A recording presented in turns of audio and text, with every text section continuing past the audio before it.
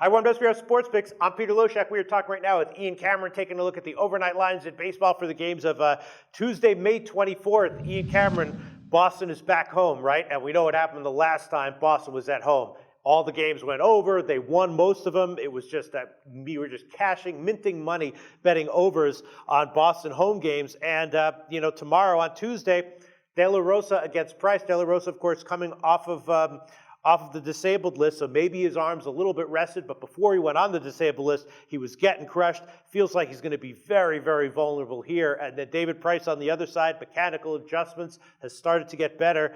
Thinking maybe we take a shot with a Boston team total over at the very least, and maybe even a shot with a Boston run line, even at minus 110 or whatever it is. What do you think? Well, first, before we get to that, Pete, I was going to give you the how many fingers am I holding up test, but you've gone through enough stress the last few days. We'll leave you alone here and trust that your LASIK surgery went well. We welcome you back and glad to be back with you here today. As for this Rockies and Red Sox game, not a strong opinion for me, Pete, but there's no doubt about it. David Price is definitely a guy that's turned things around in 2 starts. The mechanical adjustments, which we've documented in previous videos, seem to have done the trick. He's had a couple of really fine starts in a row since that time. Now we'll be facing Jorge De La Rosa here, and I just don't know what to expect from him. He's a guy that's aging. He's had multiple injuries throughout his career, and it's a guy that may not be the greatest fit here for Fenway Park. The Boston offense, definitely kept their bats going for the most part against Cleveland on the weekend, and hitting some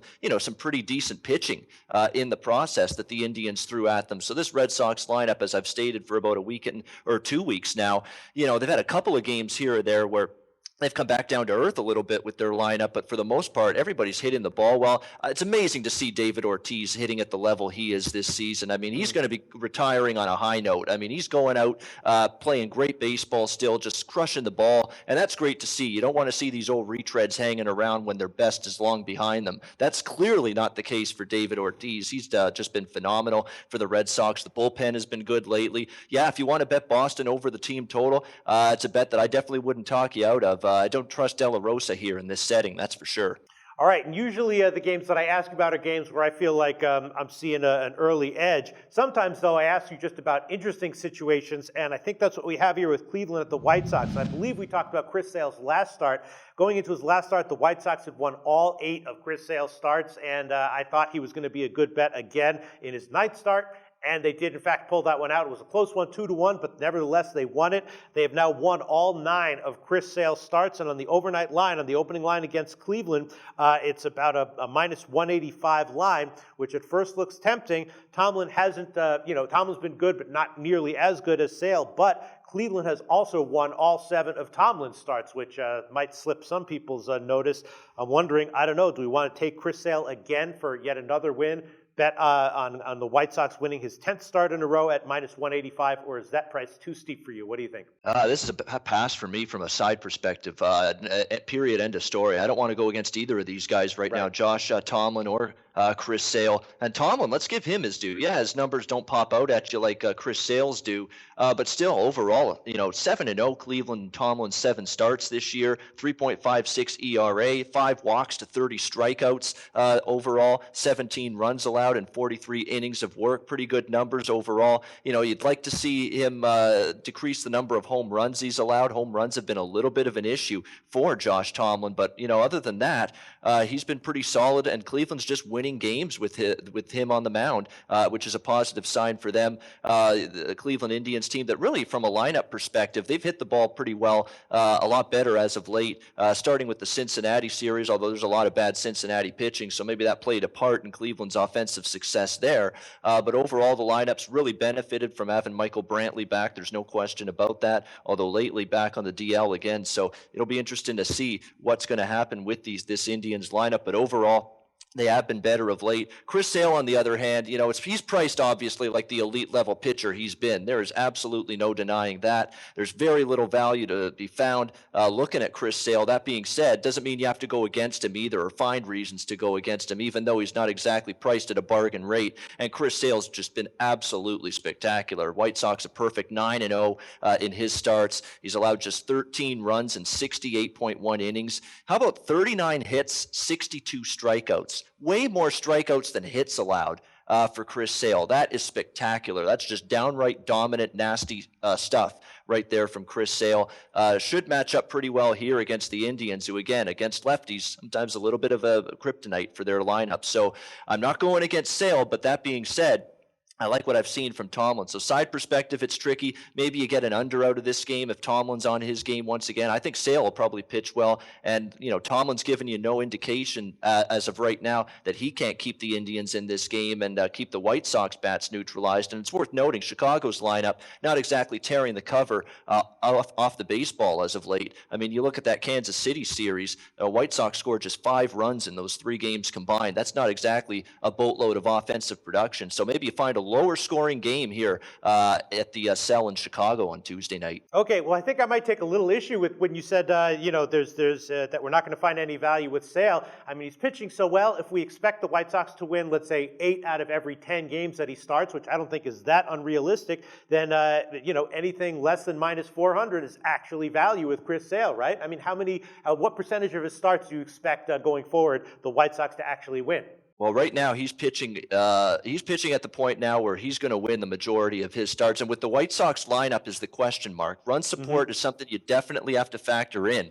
And right now I don't like what I'm seeing from the White Sox, especially against better pitching. I mean, we've seen this lineup, outside of Adam Eaton, Melky Cabrera's hit pretty well. But outside of that, Brett Lawrie's been spotty. Jose Abreu's been a little bit of a disappointment this season in terms of offensive production. I mean, the White Sox lineup after a couple of guys that have been hitting well and pretty consistently this season, there's been a little bit of a drop-off. I have no doubt Chris Sale's going to pitch well, continue to pitch well moving forward. But when you factor in a minus 180 or close to a minus 200 price with Sale like he is here, you got to factor in the other scenarios with the baseball team, the offense, the bullpen, and the bullpen has been a little bit more suspect of late for the White Sox. Still been very good most of the season, but not quite pitching as well there. So you just worry, can the White Sox get enough run support for Sale? Because Sale's probably going to shut down the Indians here.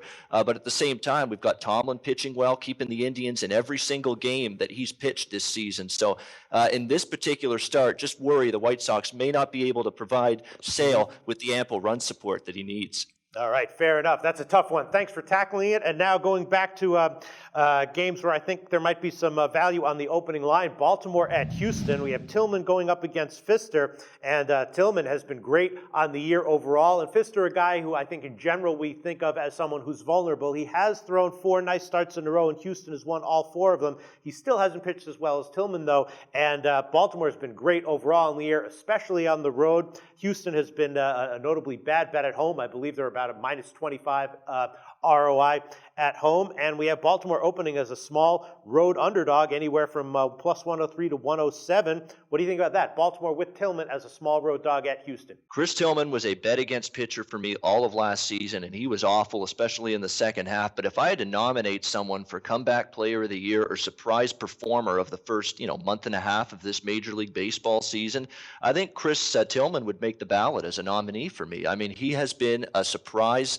in this Baltimore rotation. He has definitely regrouped and improved and obviously tweaked some things going into this season, and the adjustments that he's made have paid dividends. I mean, he's got very strong numbers, 2.61 ERA this season, 21 walks, 53 strikeouts in those 51 innings, just 15 runs allowed in those innings. Last 3 starts in particular, he's been strong, 5 runs allowed in his last 19.2 innings of work, 9 walks to 20 strikeouts. Baltimore's 3-0 in Tillman's last 3 starts, 8-1 in Tillman's 9 starts overall. So they're winning with Tillman on the mound.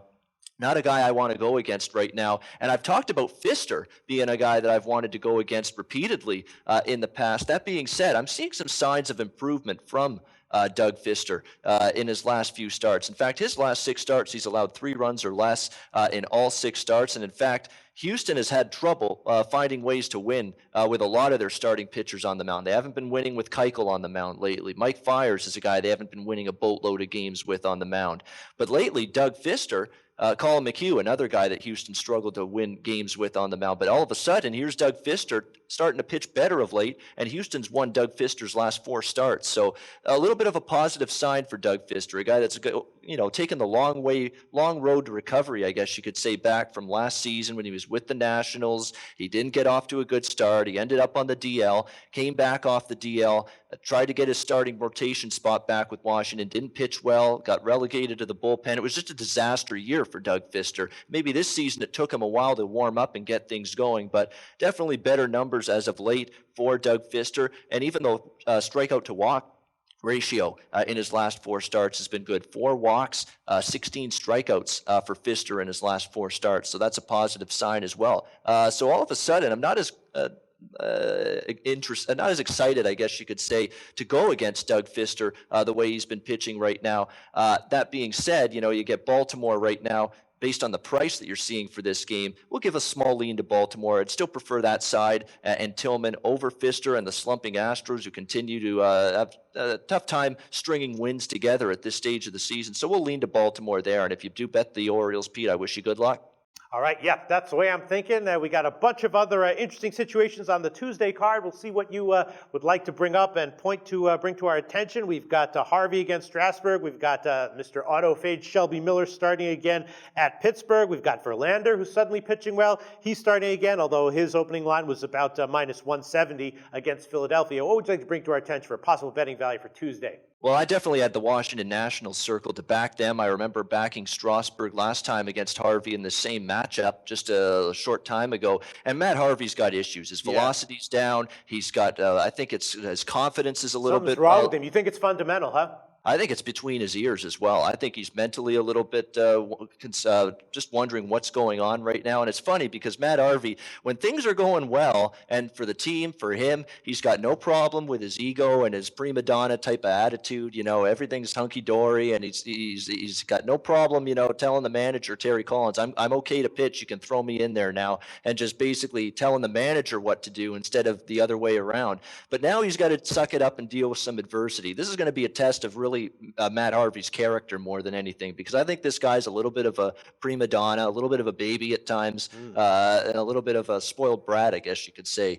And it's time for him to man up now, realize he's got some issues, be a professional, make some adjustments, and get back on track, because you're a big piece of this New York Mets starting rotation. So let's see if Matt Harvey can man up here, get things turned around. Until I see signs of a turnaround from Matt Harvey, I'm reluctant to bet on him, that's for sure. But the problem is, the adjustment's been made. You've got Washington minus 160. That's not the price I was looking for in that game, even though Strasburg continues to get the job done, start in, start out for the Nationals. So I was leaning Nationals there, but the price not great. And another game that was a little bit priced high, although I still probably will bet them for something, is Seattle against Oakland. Yeah. We've got Nate Karns on the mound against Kendall Graveman. I've talked about Kendall Graveman. Now, Oakland just isn't winning games with this guy on the mound. He's not pitching well, not doing a very good job for this team. You look at Kendall Graveman, 7.71 ERA in his last 3 starts, 7.91 ERA overall on the road this year. Oakland's a dismal 1-7 in Graveman's 8 starts this season. And making matters worse, this Oakland lineup didn't hit their way out of a wet paper bag on the weekend against the New York Yankees. Completely shut down in that 4-game sweep.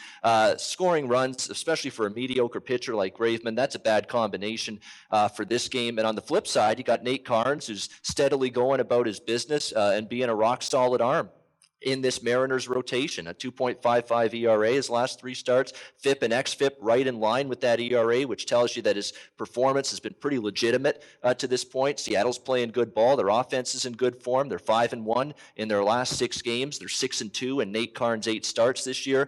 I don't like to lay minus 160 often, Pete. You know that better than anyone, but I might make an exception here. I think Seattle, even at minus 160 at home, might be a little bit cheap to support on Tuesday night. Yeah, that was one of the borderline games I wanted to ask you about, but when I saw the big opening line, I decided to hold off. I wanted to think about it a little bit, look a little bit more into it, but definitely very tempted to take Seattle with Karns over Oakland. Ian Cameron, thanks so much. Talk to you again very soon.